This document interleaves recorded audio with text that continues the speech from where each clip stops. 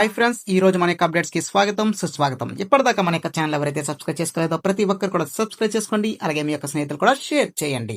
అదే విధంగా మన యొక్క క్లాస్ ఎవరైతే వింటున్నారో ప్రతి ఒక్కరు కూడా రన్నింగ్ నోట్స్ అనేది మెయింటైన్ చేయండి. ఎందుకంటే the most important current affairs bits wise and with explanation, Telugu మరి ఇంగ్లీష్ లాంగ్వేజ్ లో ఎక్స్ప్లెనేషన్ కూడా ఇవ్వడం జరుగుతుంది. కనుక ప్రతి ఒక్కరు కూడా రన్నింగ్ నోట్స్ మెయింటైన్ చేసిన అయితే మంచి స్కోరింగ్ అనేది గెయిన్ చేయొచ్చు. దాంతోపాటు మీకు రివిజన్ చేయడం కూడా చాలా ఈజీగా ఉంటుంది. మీ యొక్క మెటీరియల్ మీరే ఓన్ గా రెడీ చేసుకోవచ్చు కరెంట్ అఫైర్స్ కి సంబంధించి. ఇంకా మన యొక్క క్లాస్ అనేది చూసినట్టయితే ఈ రోజు మన క్లాసులోని మొదటి ప్రశ్న, who has been appointed as a new chief of research and analysis wing రా. రీసెర్చ్ అండ్ అనాలిసిస్ వింగ్ రా యొక్క కొత్త చీఫ్ గా ఎవరు నియమితులు అయ్యారు అని చెప్పి అడగడం జరిగింది. సరైన సమాధానం ఆప్షన్ డి, పరాగ్ జైన్. పరాగ్ జైన్ కొత్తగా నియమించబడడం జరిగింది. అయితే గతంలోని దీనికి సంబంధించి రవి సెనహా అనే వ్యక్తి ఉండేవారు. ఆయన యొక్క స్థానంలోకి పరాగ్ జైన్ అనే వ్యక్తి రావడం జరిగింది. అయితే దీనికి సంబంధించిన ఎక్స్ప్లెనేషన్ కూడా చూద్దాం. ఎక్స్ప్లెనేషన్ లోని మొదటి పాయింట్ చూద్దాం. రీసెర్చ్ అండ్ అనాలిసిస్ వింగ్ తదుపరి కార్యదర్శిగా సీనియర్ ఐపీఎస్ అధికారి పరాగ్ జైన్ ను 2 ఏళ్ల కాలం పాటు ప్రభుత్వం నియమించడం జరిగింది. ఈ యొక్క పరాగ్ జైన్ అనే వ్యక్తి ఎవరైతే ఉన్నారో ఈ యొక్క పరాగ్ జైన్ అనే వ్యక్తిని 2 ఏళ్ల సంవత్సరం పాటు ఈయనకి యొక్క పదవి అనేది ఇవ్వడం జరిగింది. సెకండ్ పాయింట్ చూసినట్టయితే సెకండ్ పాయింట్లో ఏం చెప్తున్నారంటే, ఈయన గతంలో పంజాబ్ క్యాడర్ కు ఐపీఎస్ అధికారి కింద పనిచేయడం జరిగింది. అదే విధంగా చూడండి, ఇక్కడ గతంలోని ఈ యొక్క రా ఏజెంట్ ఏదైతే ఉందో ఈ యొక్క రా ఏజెంట్ కి గతంలోని చైర్పర్సన్ కింద రవి సెనహా అనే వ్యక్తి పనిచేసేవారు. ఆయన యొక్క స్థానంలోకి మన యొక్క పరాగ్ జైన్ అనే వ్యక్తిని నియమించడం జరిగింది. ఇంకా థర్డ్ పాయింట్ చూడండి, ఇది భారతదేశం యొక్క అంతర్జాతీయ ఇంటెలిజెన్స్ వ్యవహారాలను నిర్వహించడానికి 1968లో స్థాపించబడిందని చెప్పడం జరిగింది. ఇంకా 4వ పాయింట్ చూసినట్లయితే, at present RAW is under the agents of the prime minister office. వీళ్ళు ఏం చెప్తున్నారంటే, దీని యొక్క హెడ్ క్వార్టర్స్ అంటే ఢిల్లీలో ఉందంటే హెడ్ క్వార్టర్స్. ప్రస్తుతం ఇది ప్రధాన కార్యాలయం ఆధీనంలోని RAW ఉందని చెప్పడం జరిగింది. ఈ యొక్క రా ఏజెంట్ ఏదైతే ఉందో ఇది ప్రధానమంత్రి కార్యాలయం యొక్క ఆధీనంలో ఉందని చెప్తున్నారు. అయితే వీటి నుంచి క్వశ్చన్ ఎలా అడుగుతారని చూసినట్టయితే, మొదటగా ఈ యొక్క నేషనల్ ఇంటెలిజెన్స్ అఫైర్స్ ఏదైతే ఉందో రా ఏజెంట్ అనేది ఎప్పుడు స్థాపించారని చెప్పి అడుగుతారు. 1968లో స్థాపించారని చెప్పాలి. హెడ్ క్వార్టర్స్ ఎక్కడని అడిగితే న్యూఢిల్లీ. అదేవిధంగా దీనికి ప్రస్తుతం చైర్పర్సన్ ఎవరని అడిగితే పరాగ్ జైన్ అని చెప్పాల్సి ఉంటుంది. అయితే గతంలో ఎవరు అని చెప్పి అడిగితే రవి సెనహా అని మనం చెప్పాల్సి ఉంటుంది. ఈ విధంగా క్వశ్చన్స్ అనేది అడిగే అవకాశం కూడా ఉంది మనకి. అదేవిధంగా మోస్ట్ ఇంపార్టెంట్ పాయింట్ చూడండి, ఇందులోని ఇంకో క్వశ్చన్ ఎలా అడుగుతారంటే 4వ పాయింట్లో చూడండి, ఈ యొక్క రా సంస్థ ఏదైతే ఉందో ఇది ఎవరి యొక్క ఆధీనంలో ఉంది అని చెప్పి కూడా అడుగుతారు. అది ప్రస్తుతం ప్రధానమంత్రి కార్యాలయం ఆధీనంలో ఉందని చెప్పి మన సమాధానం ఇవ్వాల్సి ఉంటుంది. The prime minister office under the prime minister office కి ఉందని మనం చెప్పాల్సి ఉంటుంది. 2వ ప్రశ్న చూసినట్టయితే, in which state Indians first green data centre will be established. భారతదేశంలోని మొట్టమొదటి గ్రీన్ డేటా సెంటర్ను ఏ రాష్ట్రంలో ఏర్పాటు చేస్తున్నారు? సరైన సమాధానం ఆప్షన్ ఏ, గజియాబాద్, ఉత్తరప్రదేశ్. ఉత్తరప్రదేశ్లోని గజియాబాద్లోని దీన్ని స్థాపించడం జరుగుతుందని చెప్పారు. ఎక్స్ప్లెనేషన్లోని మొదటి పాయింట్ చూసినట్టయితే, recently Uttar Pradesh chief minister Yogi Adityanath మరియు union minister of state science and technology minister ఎవరైతే ఉన్నారో జితేందర్ సింగ్, వీళ్ళిద్దరూ కలిసి దీనికి సంబంధించిన ఫౌండేషన్ స్టోన్ అనేది రీసెంట్ గా వేయడం జరిగింది. దీనికి సంబంధించి green data centre in Sahibabad, Ghaziabad, ఉత్తరప్రదేశ్లోని గజియాబాద్లోని సైహాబాద్లోని ఈ యొక్క ఫౌండేషన్ అనేది స్టార్ట్ చేయడం జరిగింది. దీనికి సంబంధించి దీనికి సంబంధించి త్వరలోనే పూర్తి అవుతుందని వారు చెప్పడం జరిగింది. అయితే ఇక్కడ ఏ విధంగా అడగొచ్చంటే, ముఖ్యమంత్రి యోగి ఆదిత్యనాథ్, కేంద్రీయ శాస్త్ర సాంకేతిక శాఖ సహాయ మంత్రివర్తి శాఖ అయిన జితేందర్ సింగ్ వీళ్ళిద్దరూ కలిసి దీనికి సంబంధించి శంకుస్థాపన చేయడం జరిగింది. అయితే ఈ యొక్క గ్రీన్ డేటా సెంటర్లోని ఏం లభిస్తాయి అని ఇక్కడ సెకండ్ పాయింట్లో చెప్పడం జరిగింది. ఈ యొక్క గ్రీన్ డేటా సెంటర్ని డెవలప్ చేయడం వల్ల వచ్చే లాభాలు: 30 మెగావాట్లు కెపాసిటీ కరెంట్ని కూడా ప్రొడ్యూస్ చేయొచ్చంట. ఎనర్జీ ఎఫిషియన్సీ డిజైనింగ్ కూడా డెవలప్ చేయొచ్చు. తర్వాత రినయబుల్ ఎనర్జీ యూస్, పునరుత్పత్తి ఇంధనం కూడా వినియోగం ఉంటుందని చెప్పడం జరిగింది. తర్వాత వర్షపు నీటి సంరక్షణ కూడా చేయొచ్చని, తర్వాత స్మార్ట్ కూలింగ్ వంటి పర్యావరణ అనుకూల వ్యవస్థలను కూడా ఉంటాయని చెప్పి వీరు చెప్పడం జరిగింది. అయితే డెఫినెట్గా అడిగితారు. ఇదొక ఈకో ఫ్రెండ్లీ సిస్టమ్ అని చెప్పొచ్చు. ఇదొక eco friendly system like a rain water harvesting and smart cooling అని చెప్పి చెప్పడం జరిగింది. అయితే దీని నుంచి క్వశ్చన్ ఎలా అడుగుతారంటే దీని గురించి పెద్దగా అడిగే అవకాశం లేదు. అడిగితే డైరెక్ట్ క్వశ్చన్ అడుగుతారు. ఈ గ్రీన్ డేటా సెంటర్ని ఎక్కడ స్టోన్ అనేది అంటే ఎక్కడ ఫౌండేషన్ చేశారని అడిగితే ఉత్తరప్రదేశ్ గజియాబాద్లో చేశారని చెప్పాల్సి ఉంటుంది. తర్వాత ఇదొక ఈకో ఫ్రెండ్లీ సిస్టమ్ అని కూడా మనం గుర్తించాలి. మూడో ప్రశ్న చూసినట్టయితే what is the name of the first fast petrol whistle inducted under the 8 FPV project for the Indian coast guard. Indian coast guard కొరకు 8వ FPV ప్రాజెక్ట్ కింద చేర్చబడిన మొదట ఫాస్ట్ పెట్రోలింగ్ విజిల్ పేరు ఏమిటి అని చెప్పి అడగడం జరిగింది. అంటే ఇది ఫస్ట్ అనమాట. ఇది 8వ FPV ప్రాజెక్ట్ కింద చేర్చబడిన మొదట ఫాస్ట్ పెట్రోలింగ్ విజిల్ పేరేంటి అని చెప్పి అడిగారు. సరైన సమాధానం సి అడమయ ఫాస్ట్ పెట్రోల్ విజిల్. ఇక్కడ పెట్రోల్ అన్నా పెట్రోల్ అన్నా మీనింగ్ ఒకటే. పెట్రోల్ అన్నా పెట్రోల్ అన్న మీనింగ్ ఏంటంటే పెట్రోల్ అని అర్థం. ఆ విషయం గుర్తుపెట్టుకోండి. చాలా మంది స్పెల్లింగ్ తప్పు ఉందనుకుంటారు కానీ స్పెల్లింగ్ తప్పు కాదు, అదంతే. అడమియా ఫాస్ట్ పెట్రోల్ విజిల్ అని చెప్పి నేమ్ అనేది పెట్టడం జరిగింది దీనికి. అయితే ఎక్స్ప్లెనేషన్ లో చూసినట్లయితే మొదటి పాయింట్ ఏం చెప్తున్నారంటే ఈ యొక్క అడమయ అనేది ఒక పెట్రోలింగ్ నౌక అంటది. అదొక పెట్రోలింగ్ నౌక, అదొక వాడని చెప్పొచ్చు. ఇది గోవాలోని ఇండియన్ కోస్ట్ గార్డ్ లో రీసెంట్ గా చేర్చారంట. అయితే వీరు ఏం చెప్తున్నారు చూద్దాం. గోవా షిప్ యార్డ్ లిమిటెడ్లోని 8వ ఫాస్ట్ పెట్రోలింగ్ విజిల్ ప్రాజెక్ట్ కింద మొదట ఫాస్ట్ పెట్రోలింగ్ నౌక అడమియాను గోవాలోని ఇండియన్ కోస్ట్ గార్డ్లో చేర్చారని ఇవారు చెప్తున్నారు. ఇంకా సెకండ్ పాయింట్లో చూసినట్టయితే ప్రతిష్టాత్మకమైన 8వ ఫాస్ట్ పెట్రోలింగ్ విజిల్ ప్రాజెక్ట్ కింద గోవా షిప్ యార్డ్ లిమిటెడ్ నిర్మిస్తున్న 8వ నౌకల్లో అడమియా మొదటిదని చెప్పొచ్చు. వారు 8 నౌకలు కన్స్ట్రక్షన్ చేస్తారంట, మ్యానుఫ్యాక్చరింగ్. దేనికోసం? పెట్రోల్కి సంబంధించి. ఈ యొక్క సముద్రంలో ఉన్న పెట్రోల్ ఏదైతే ఉందో దానికి తీయడానికి ఒక షిప్ అని చెప్పొచ్చు. ఇలాంటి షిప్లు మొత్తం 8 తయారు చేస్తున్నారంట. ఆ 8లో ఇది మొదటిది అంట. దాని పేరేంటి? అడమయ నౌక. ఇది మొదటిదన్నమాట. 4వ ప్రశ్న చూసినట్టయితే the registrars general of India functions under which ministry. Registrar general of India ఏ మంత్రివర్గ శాఖ కింద పనిచేస్తుంది? సరైన సమాధానం option D ministry of home affairs. Ministry of home affairs. మనకి హోమ్ మినిస్టర్ ఎవరు? Central home minister Amit Shah. ఇదొక అమిత్ షా యొక్క అండర్లో ఉందని మనం చెప్పొచ్చు. రిజిస్టర్ జనరల్ ఆఫ్ ఇండియా ఏ మంత్రివర్గ శాఖ కింద ఉంది అని చెప్పి అడిగారు. ఇది మినిస్ట్రీ ఆఫ్ హోమ్ అఫైర్స్ కింద ఉండడం జరిగింది. ఆప్షన్ డి సరైన సమాధానం. ఇక్కడ ఎక్స్ప్లెనేషన్ లో మొదటి పాయింట్ చూసినట్టయితే మొదటి పాయింట్లో ఏం చెప్తున్నారంటే ఈ యొక్క రిజిస్టర్ జనరల్ ఆఫ్ ఇండియా అనే మినిస్ట్రీ ఏదైతే ఉందో ఇది రీసెంట్ గా ఒక అనౌన్స్మెంట్ చేసిందంట. ఏమని చేసింది? భారతదేశంలో ఉన్న అన్ని రాష్ట్రాలు ఏవైతే ఉన్నాయో ఆ రాష్ట్రాల్లోని ఈ యొక్క గర్భిణీ స్త్రీలు ఎవరైతే ఉంటారో వాళ్ళు డిశ్చార్జ్ అయినప్పుడు వారి యొక్క పిల్లలు ఉంటారు కదా, పుట్టిన పిల్లలకి, వారికి డేట్ ఆఫ్ బర్త్ సర్టిఫికేట్ అనేది మంజూరు చేయాలని, వారికి ఎటువంటి సమస్యలు రాకూడదని ఈ యొక్క నిర్ణయం తీసుకున్నట్లు వారు చెప్పడం జరిగింది. మనకి మొదటి పాయింట్లో అదే చెప్తున్నారు వాళ్ళు క్లియర్గానా. మీరు వీడియో స్టాప్ చేసి కావాలంటే నోట్స్ కూడా మీరు రాసుకోవచ్చు. అయితే ఇక్కడ సెకండ్ పాయింట్ చూడండి. సెకండ్ పాయింట్ ఏం చెప్తానంటే register general of India was set up under the ministry of home affairs and is also session commissioner of India. వీళ్ళు ఏం చెప్తున్నారంటే ఇది మినిస్ట్రీ ఆఫ్ హోమ్ అఫైర్సే కాదు, అదే విధంగా the commissioner of India, session commissioner of India, ఈ 2 కమిటీలు ఏవైతే ఉన్నాయో, మినిస్ట్రీస్ ఏవైతే ఉన్నాయో వీటి యొక్క అండర్లో ఉంటుందని చెప్పారు. ఎవరు? రిజిస్టర్ జనరల్ ఆఫ్ ఇండియా అనేది వారి యొక్క అండర్లో ఉంటుందని చెప్పారు. కాబట్టి తెలుగులో ఒకసారి చెప్తాను చూడండి. Register general of India home మంత్రివర్గ శాఖ ఆధీనంలోని ఏర్పాటు చేయబడింది మరియు ఇది భారత జనాభా గణం కమిషనర్ కూడా వారి యొక్క భాగంలోకి వస్తుందని చెప్పడం జరిగింది. థర్డ్ పాయింట్ చాలా ఇంపార్టెంట్. థర్డ్ పాయింట్ చూడండి. రిజిస్టర్ జనరల్ ఆఫ్ ఇండియా ప్రధానంగా జనాభా పరిణామాన్ని, పెరుగుదల మరియు పంపిణీపై డేటాను సేకరిస్తుంది.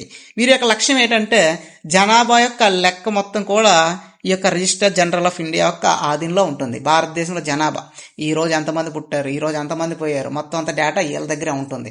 మొత్తం ఇండియా యొక్క జనాభా ఎంత ఉంది, పవర్టీ ఎంత ఉంది, అసలు పీపుల్ ఎక్కడ ఎక్కువ ఉన్నారు, పల్లెటూరులు ఎక్కువ ఉన్నారా, టౌన్లు ఎక్కువ ఉన్నారా, వీటికి సంబంధించిన మొత్తం డేటా, తర్వాత వలస బాధితులు ఎవరైతే ఉంటారో వీళ్ళకి సంబంధించిన డేటా అంతా కూడా ఎవరి దగ్గర ఉంది? రిజిస్టర్ జనరల్ ఆఫ్ ఇండియా యొక్క ఆధీనంలో ఉంటుందని చాలా క్లియర్గా చెప్పడం జరిగింది. అయితే వీటి నుంచి క్వశ్చన్ ఎలా అడుగుతారంటే ఈ యొక్క రిజిస్టర్ జనరల్ ఆఫ్ ఇండియా యొక్క మెయిన్ లక్ష్యం ఏంటని అడిగితే మీరు సింపుల్గా చెప్పాలి. ద పాపులేషన్ సైజ్ గ్రోతింగ్ అండ్ డిస్ట్రిబ్యూషన్ అని చెప్తే సరిపోతుంది. తర్వాత ఇది ఎవరి అండర్లో ఉందని చెప్పి అడుగుతారు. మినిస్ట్రీ ఆఫ్ హోమ్ అఫైర్స్, తర్వాత సెషన్ కమిషనర్ ఆఫ్ ఇండియా అంటే మన యొక్క భారత జనాభా గణక కమిషనర్ యొక్క ఆధీనంలో ఉంటుందని మనం చెప్పాల్సి ఉంటుంది. 5వ ప్రశ్న చూసినట్టయితే Male Mahadeshwara wildlife sanctuary is located in which state? Male Mahadeshwara వన్యప్రాణ అభయారణ్యం ఏ రాష్ట్రంలో ఉంది? సరైన సమాధానం ఆప్షన్ సి కర్ణాటక. ఈ యొక్క మేల్ మహాదేవేశ్వరి వన్యప్రాణ అభయారణ్యం అనేది కర్ణాటక రాష్ట్రంలో ఉండడం జరిగింది. అయితే రీసెంట్గా దీని గురించి న్యూస్లో చాలా పెద్ద ఇష్యూ అయింది. ఏమైందో అక్కడ తెలుసుకుందాం.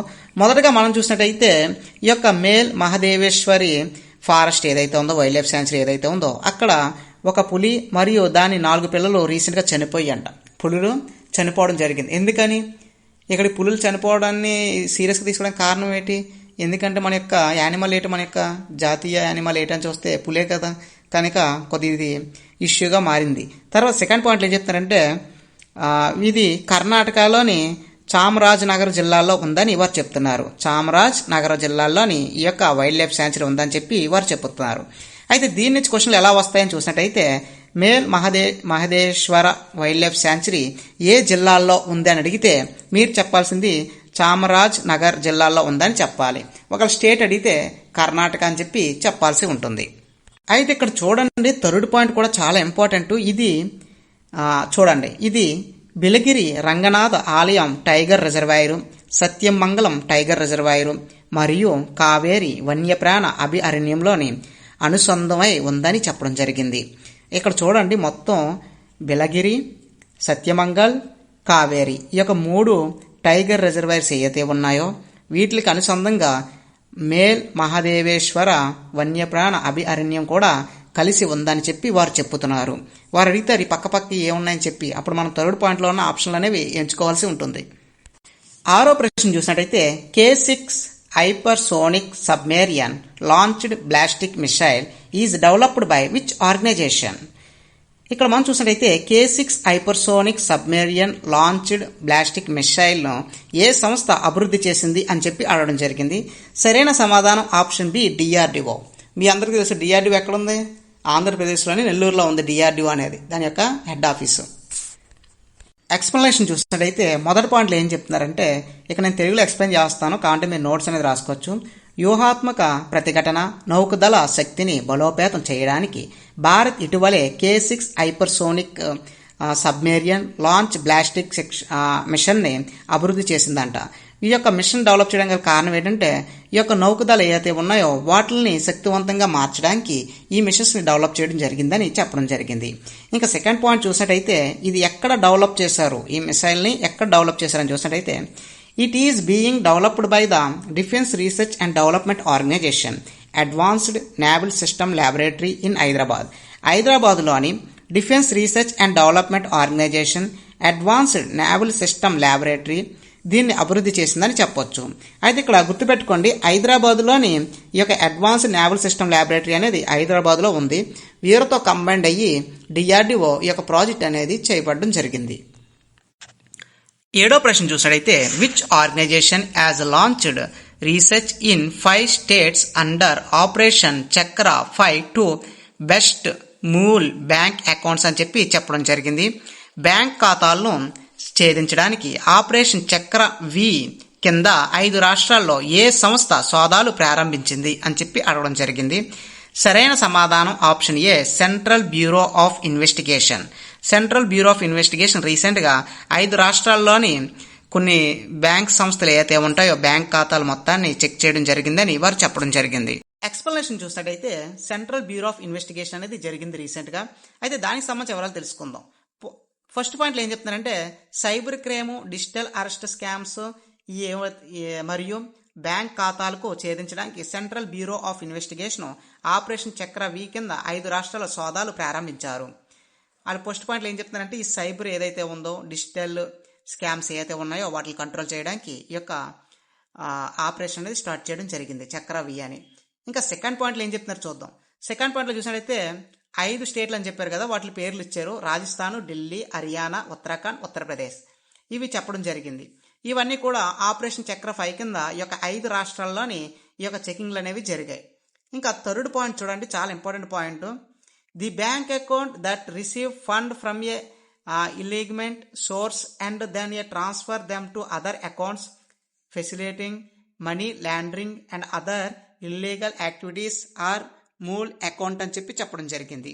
వీరు ఏం చెప్తున్నారంటే అక్రమ వనరుల నుండి నిధులను స్వీకరించి తర్వాత వాటిని ఇతర ఖాతాలకు బదిలీ చేసి మనీ లాండరింగ్ కింద మరియు ఇతర చట్ట వ్యతిరేకంగా కార్యకలాపాలు సులభతరం చేసి బ్యాంక్ ఖాతాలు మౌలిక ఖాతాల కింద మారుస్తున్నారని చెప్పడం జరిగింది. దీని గురించి మీకు తెలియాలంటే ఎగ్జాంపుల్, రీసెంట్గా వచ్చిన లక్కీ భాస్కర్ మూవీలోని జరుగుతుంది. హీరోకి లాటరీ వచ్చిందని చెప్పి వాళ్ళ ఇంట్లో అబద్ధం ఆడతాడు. ఒక లాటరీ టికెట్ కొంటాడు. ఆ లాటరీ టికెట్ ద్వారా తన బ్లాక్ మనీ మొత్తం కూడా ట్రాన్స్ఫర్ అనేది తను చేయించుకోవడం జరుగుతుంది. అంటే లాటరీ కింద వచ్చింది కాబట్టి దీనికి ట్యాక్స్ కట్టి రూల్ పరంగా లాటరీ నుంచి వచ్చిందని చెప్పి వాళ్ళు ఎవరైతే ఈ లాటరీలు అమ్ముతారో వాళ్ళ చేత అమౌంట్ అనేది తన అకౌంట్కి ట్రాన్స్ఫర్ చేసుకోవడం జరుగుతుంది. కనుక ప్రతి ఒక్కరు గుర్తుపెట్టుకోండి, ఇలాంటి బిట్లు డెఫినెట్గా క్వశ్చన్స్ అనేవి అడిగే అవకాశం చాలా ఎక్కువగా ఉంది. ఎందుకంటే మనకి పేపర్ టఫ్ చేయాలనే ఉద్దేశం వచ్చినప్పుడు ఇలాంటి సిబిఐకి సంబంధించిన రిలేటెడ్ క్వశ్చన్స్ కూడా అప్పుడప్పుడు బాగా రావడం జరుగుతుంది. ఇంకా అదే విధంగా క్వశ్చన్లు ఎలా అడుగుతారని చూసినట్టయితే ఇక్కడ క్వశ్చన్ అయితే సింపుల్గా ఒకటే అడుగుతారు. ఈ యొక్క ఆపరేషన్ చక్ర వి ఎవరు కండక్ట్ చేశారని చెప్పి అడుగుతారు. సిబిఐ అని చెప్పి చెప్పాలి, సెంట్రల్ బ్యూరో ఆఫ్ ఇన్వెస్టిగేషన్ చేసిందని చెప్పాలి. అయితే ఈ యొక్క ఏ రాష్ట్రాలని చెప్పి అడుగుతారు క్వశ్చన్, ఏ రాష్ట్రాల్లో అని. రాజస్థాన్, ఢిల్లీ, హర్యానా, ఉత్తరాఖండ్, ఉత్తరప్రదేశ్ ఈ ప్లేసుల్లో జరిగిందని మనం చెప్పాల్సి ఉంటుంది. 8వ ప్రశ్న చూసినట్టయితే which team won the women's title in the first edition of the hockey Indian masters cup 2025. Hockey Indian masters cup 2025 యొక్క మొదట ఎడిషన్లో మహిళా టైటిల్ను ఏ జట్టు గెలుచుకుంది? సరైన సమాధానం ఆప్షన్ డి, ఒడిస్సా. మీకు ఒడిస్సా అనబడి గుర్తొచ్చే గేమ్ ఏంటి? హాకీ. ఎందుకంటే ఒడిస్సాలోనే అత్యధికంగా హాకీ టోర్నమెంట్స్ అనేవి చాలా ఎక్కువగా జరుగుతాయి.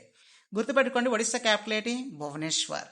ఒడిస్సాలో రీసెంట్గా ఫెస్టివల్ అవుతుంది. ఏ ఫెస్టివల్? ఇండియాలోనే ఫేమస్ కాదు, వరల్డ్లోనే ఫేమస్ అని చెప్పాలి, జగన్నాథ ఫెస్టివల్. దీనికి సుమారుగా కొన్ని ల్యాక్స్ ఆఫ్ పీపుల్స్ అనేది గ్యాదర్ అవ్వడం జరుగుతుంది ఈ ఫెస్టివల్కి.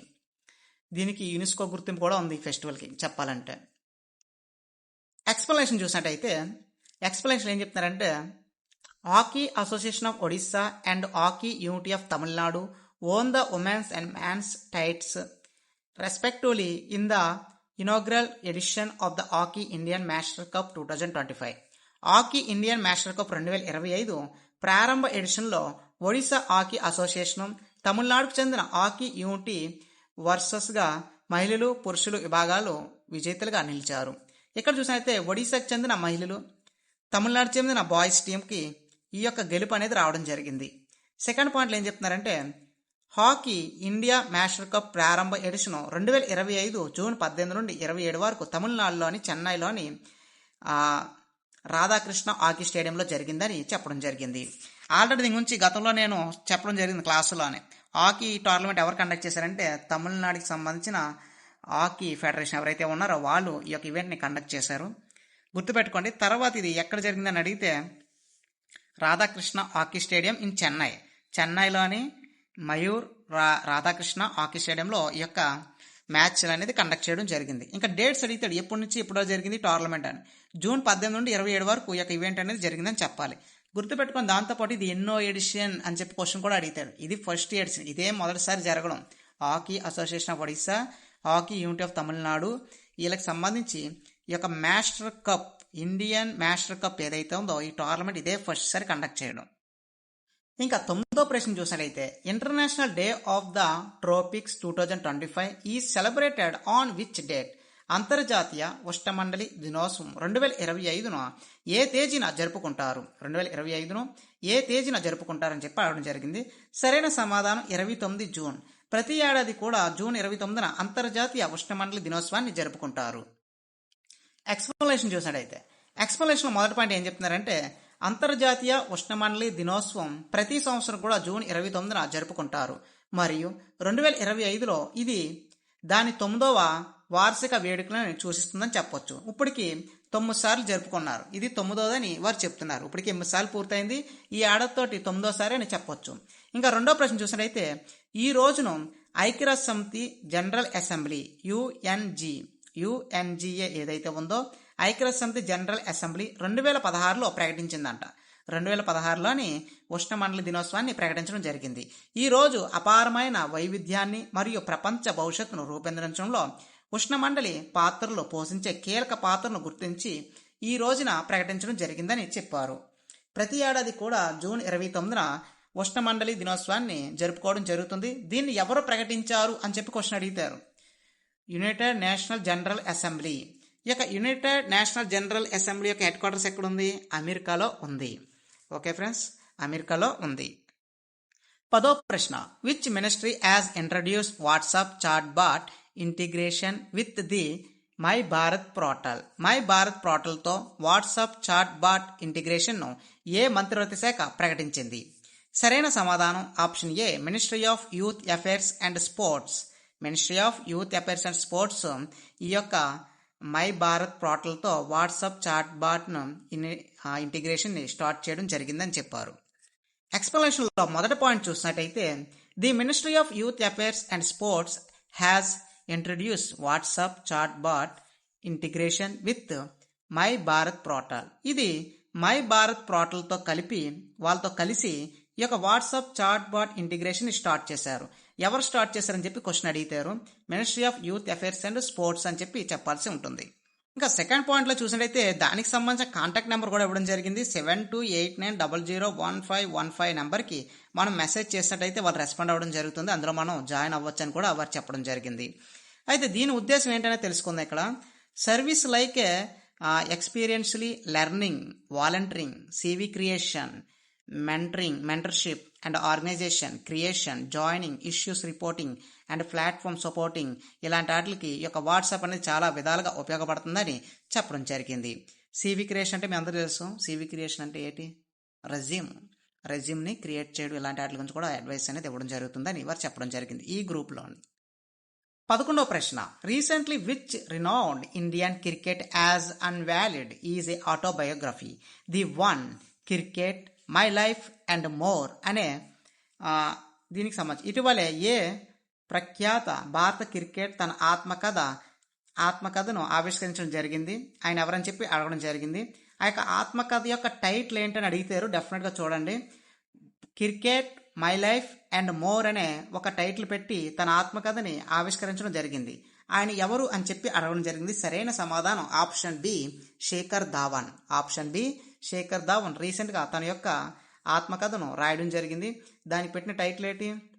The one cricket my life and more అని చెప్పి పెట్టడం జరిగింది. ఎక్స్ప్లెనేషన్లో చూసినట్టయితే టీమిండియా మాజీ క్రికెటర్ శేఖర్ ధావన్ తన యొక్క ఆత్మకథ the one cricket my life and more విడుదల చేశాడు. ఈ యొక్క పుస్తకాన్ని విడుదల చేయడం జరిగింది. అయితే దీన్ని ఎవరు ప్రమోట్ చేశారు అని చూసినట్టయితే హర్పర్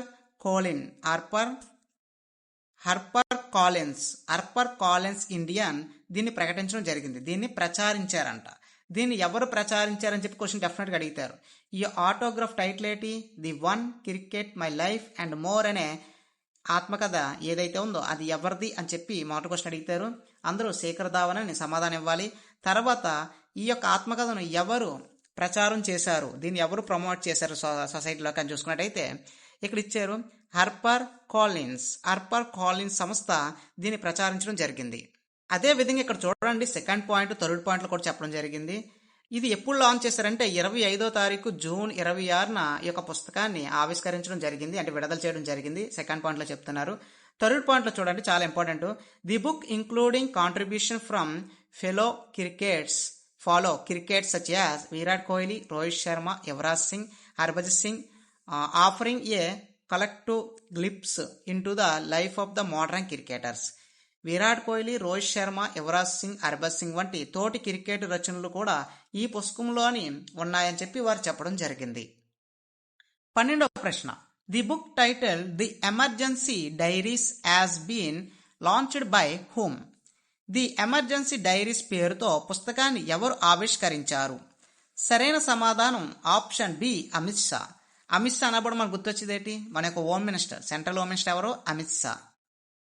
ఇంకా దీనికి సంబంధించిన ఎక్స్ప్లెనేషన్ చూసినట్టయితే ఎమర్జెన్సీ సమయంలోని ప్రధాన నరేంద్ర మోదీ అండర్ గ్రాడ్ యాక్టివిటీపై వెలుగు చూసిన ఎమర్జెన్సీ డైరీస్ పుస్తకాన్ని కేంద్ర హోంమంత్రి అమిత్ షా 2025 జూన్ 25న ఆవిష్కరించడం జరిగింది.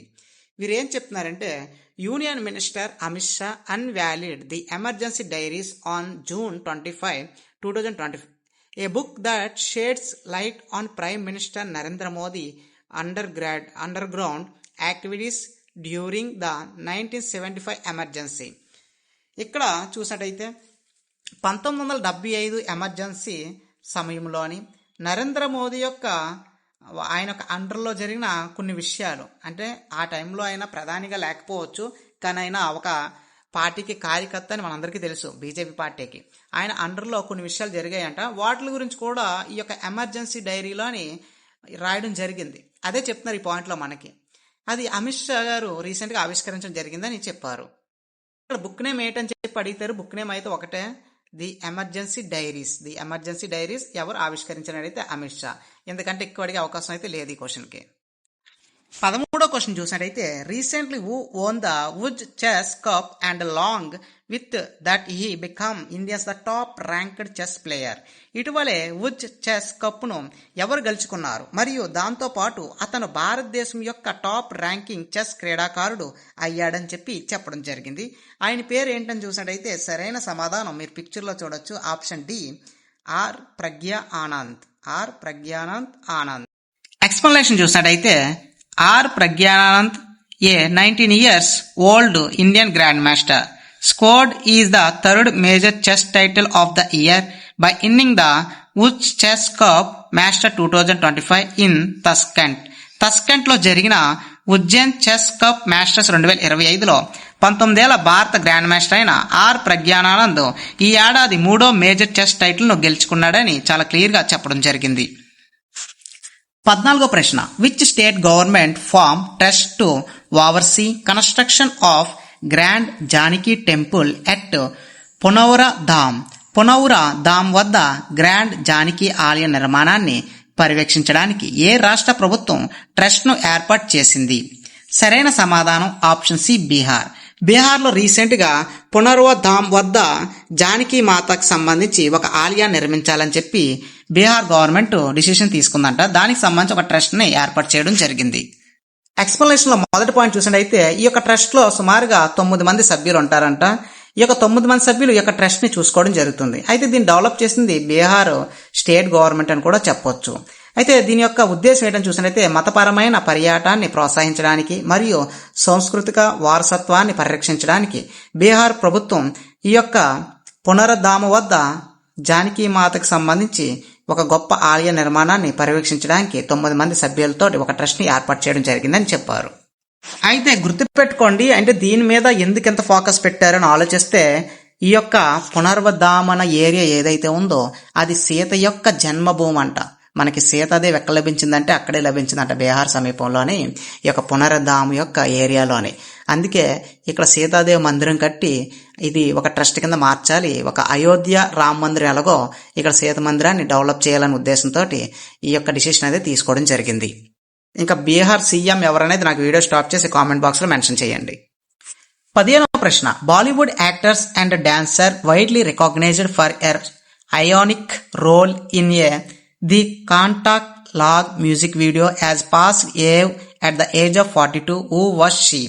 ఇటీవలే కాంటా లాగ్ మ్యూజిక్ వీడియోలో ఐకానిక్ పాత్రతో విస్తృతంగా గుర్తింపు పొందిన బాలీవుడ్ నటి మరియు డాన్సర్ 42 సంవత్సరాల వయసులో కన్నుమూశారు. అయితే ఆమె పేరు ఏంటి అని చెప్పి అడగడం జరిగింది. సరైన సమాధానం ఆప్షన్ ఏ, షిఫాలి జరీవాలా రీసెంట్గా మరణించడం జరిగింది. ఈమె చాలా ఫేమస్ ఐకానిక్ డాన్సర్ అని చెప్పి ఈవిడికి గుర్తింపు కూడా రావడం జరిగింది. మీరు పిక్చర్లో చూడొచ్చు ఆవిడ్ని. ఇలాంటి క్వశ్చన్లు డైరెక్ట్గా అడిగితారు. 16వ question, Indian left arm spinner who made a mark in international cricket between 1979 and 1983 passed away in a London at 7. Who was he? 1979, 1983 మధ్య అంతర్జాతీయ క్రికెట్లో తనదైన ముద్రేసిన భారతీయ లెఫ్ట్ ఫార్మాట్ స్పిన్నర్ ఇటీవలే లండన్లో కన్నుమూశారు. అయితే ఆయన పేరు ఏంటని చెప్పి అడగడం జరిగింది. సరైన సమాధానం ఆప్షన్ సి, దిలీప్ దోషి. దిలీప్ దోషి. 17వ ప్రశ్న చూసినట్టయితే what is the name of the programme launched by the ministry of tribal affairs to train officially for better implementation of tribal welfare scheme. గిరిజన సంక్షేమ పథకాలను మరింత మెరుగుగా అమలు చేసేందుకు అధికారులకు శిక్షణ ఇచ్చేందుకు గిరిజన వ్యవహారాల మంత్రివర్గ శాఖ ప్రారంభించిన కార్యక్రమం పేరు ఏమిటి? సరైన సమాధానం ఆప్షన్ బి ఆది కర్మయోగి. ఆది కర్మయోగి అనే ఒక స్కీమ్ ని స్టార్ట్ చేశారు. దీంతో ఈ యొక్క గిరిజన ప్రజలు ఎవరైతే ఉన్నారో వారికి ఇంకా మరుగైన శిక్షణ ఇచ్చి వారికి అభివృద్ధి పట్ల ఒక అవగాహన కల్పించి వాళ్ళ జీవితానికి ఒక మార్గం చూపించాలనే ఉద్దేశంతో ఈ స్కీమ్ ని స్టార్ట్ చేయడం జరిగింది. అయితే ఇక్కడతో మన యొక్క క్లాస్ అనేది ఈరోజు కంప్లీట్ అయింది. అదేవిధంగా మన యొక్క అప్డేట్స్ గా నచ్చినట్టయితే మీ యొక్క స్నేహితులు కూడా షేర్ చేయండి, గుర్తుపెట్టుకోండి. అలాగే మన యొక్క వాట్సాప్ నెంబర్ అనేది వీడియో కింద డిస్క్రిప్షన్ లో మెన్షన్ చేస్తాను. మీకు ఏమైనా డౌట్స్ ఉంటే వాట్సాప్ నెంబర్కి మెసేజ్ చేయండి, డెఫినెట్ గా నేను రిప్లై అనేది ఇవ్వడం జరుగుతుంది. ఇంకా మీకు ఏమైనా డౌట్స్ ఉన్నట్టయితే మీరు ఎప్పుడైనా సరే నాకు కామెంట్ చేయొచ్చు, వాట్సాప్లో కూడా కాంటాక్ట్ పెట్టి మెసేజ్ పెట్టొచ్చు. మీకు ఇంకా ఏమన్నా క్లాసెస్ కావాలనుకున్నా లేదా టాపిక్ వేసే కావాలనుకుంటే ఆ టాపిక్ ఏంటో నాకు కామెంట్ చేయండి, డెఫినెట్గా వాటి రిప్లై అనేది ఇవ్వడం జరుగుతుంది. తప్పకుండా మన యొక్క ఛానల్ ప్రతి వారు కూడా సబ్స్క్రైబ్ చేసుకోండి. ఇంకా మన ఛానల్ నేమ్ వచ్చి tech today channel. Thank you for watching this video.